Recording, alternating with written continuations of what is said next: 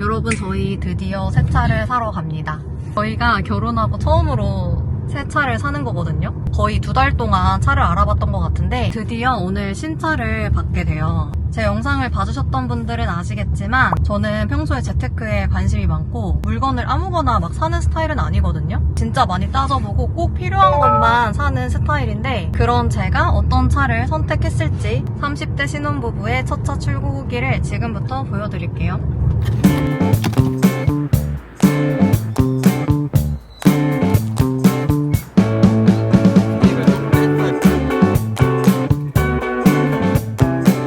새 차를 타니까 어떤 느낌이야? 되게 어색해. 사고 날까봐 두려워. 아, 어색하잖아. 맞아. 안 밟았는데. 그래도 안전하게 탈 수 있어서 좋긴 하다.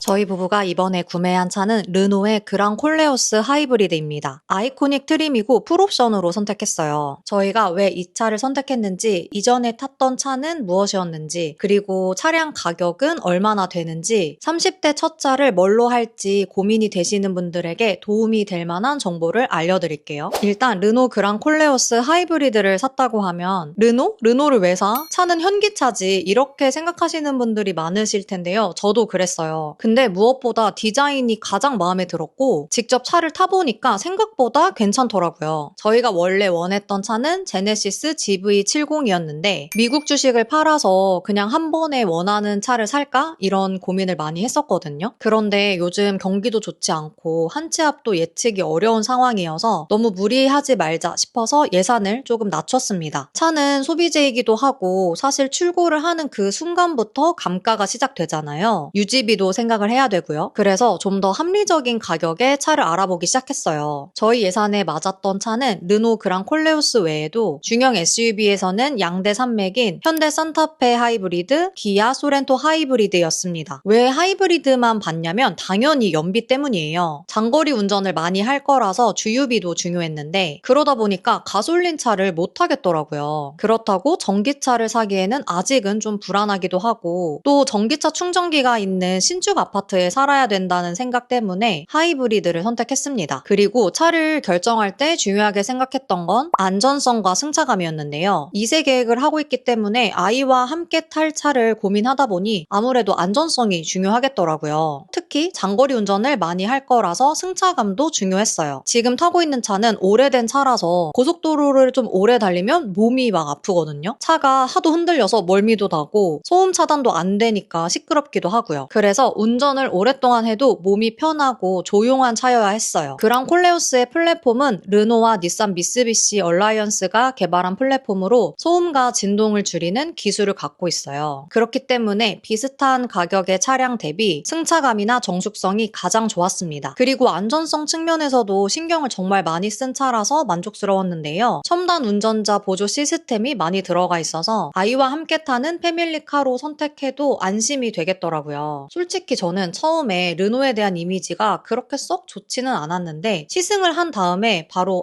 이거 사야겠다 싶었습니다. 만약 저처럼 중형 SUV 차량을 고민하고 계신다면 그랑 콜레오스도 꼭 시승을 해보셨으면 좋겠어요. 아마 만족하실 거예요. 그렇다면 저희가 왜 차를 바꾸게 되었는지, 원래 탔던 차는 무엇이었는지 궁금하실 텐데요. 저희는 원래 2012년식 소나타 하이브리드를 탔었어요. 이건 남편이 결혼 전부터 탔던 올드카인데 아버님이 중고차로 구매를 하셔서 물려주셨다고 하더라고요. 소나타 하이브리드 1세대인데 하이브리드 특유의 갑자기 차가 멈추는 것 같은 울컹거림도 있고 승차감이 그렇게 좋지는 않았습니다. 그래도 그냥 타고 있었는데 지난 여름에 사건이 생겼어요. 고속도로에서 갑자기 차가 멈춘 거예요. 알고 보니 자동차 미션, 즉 변속기가 고장이 나서 엑셀을 밟아도 차가 달리지를 못하더라고요. 그래서 임시방편으로 미션을 교체하기는 했는데 문제는 자동차가 미션이 고장나면 거의 수명이 다한 거라고 해요. 미션을 수리해주셨던 사장님도 아마 1년 정도 더 타면 이 차는 바꿔야 할 거다라고 말씀하셨어요. 그 말을 들으니까 또 슬슬 무섭더라고요. 고속도로 운전하다가 또 차가 갑자기 멈출까봐 걱정도 되고요. 날씨가 맑을 때야 괜찮은데 비가 오거나 눈이 오면 진짜 위험할 수 있잖아요. 그래서 차를 바꾸기로 결심했습니다. 하이브리드 차량을 오래 탔다 보니까 연비를 생각하면 가솔린으로 못 바꾸겠더라고요. 저희는 한 달에 달에 주유비가 7만 원 정도 나갔고 연비 측면에서는 정말 만족했어서 하이브리드 차량만 고집했던 것도 있던 것 같아요. 그렇다면 그랑 콜레오스 하이브리드의 가격이 궁금하실 텐데요. 비용에 대한 이야기도 해볼게요.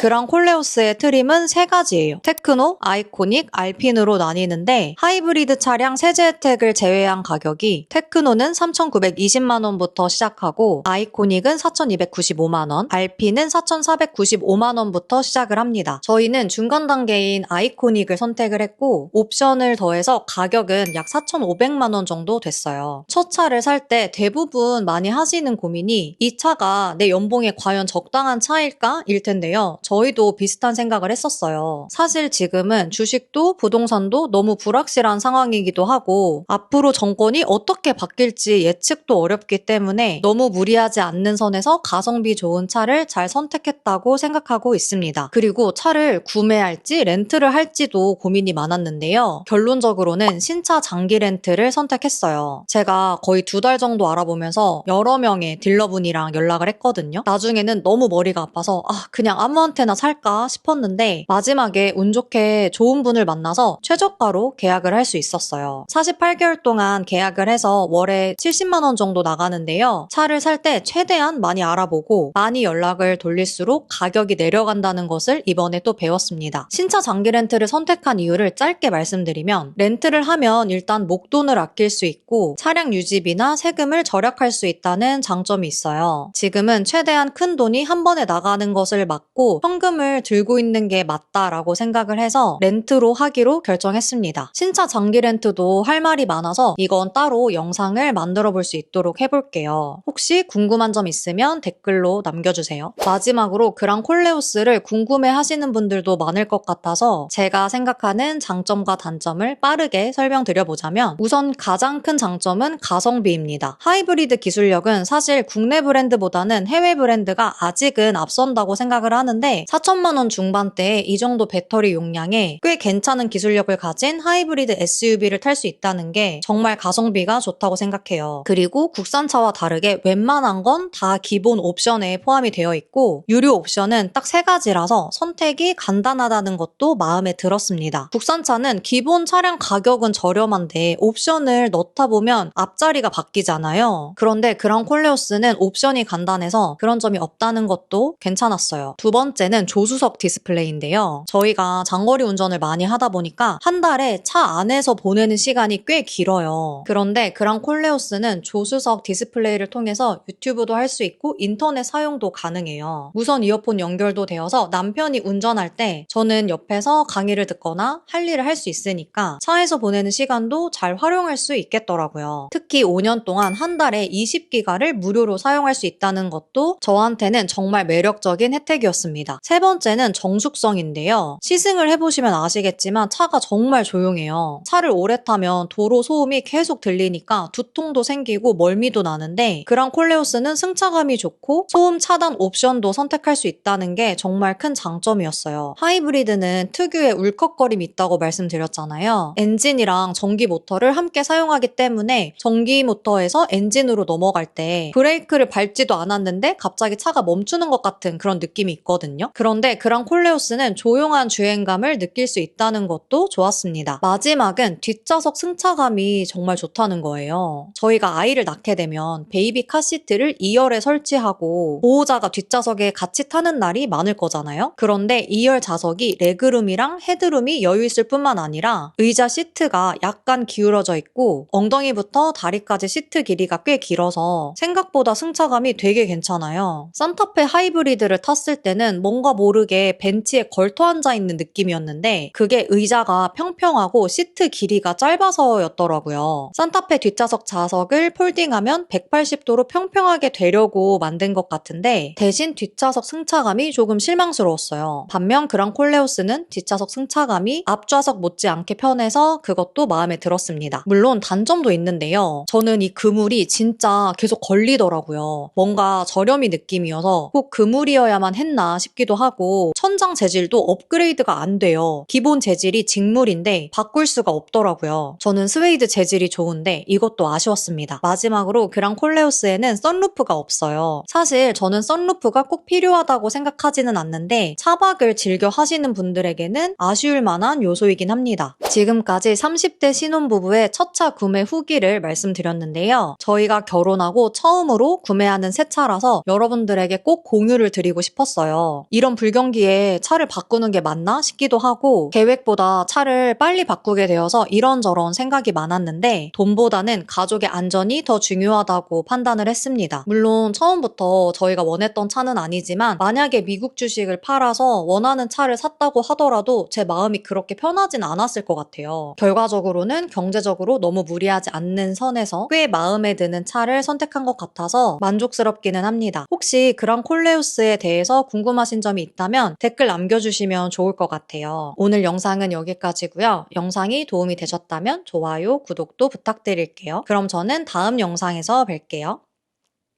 오, 오, 오, 핸들 막 돌려. 오, 이거 박으면 어떻게 되는 거야? 우리 책임이지. 우리 책임이라고? 그렇지. 왜?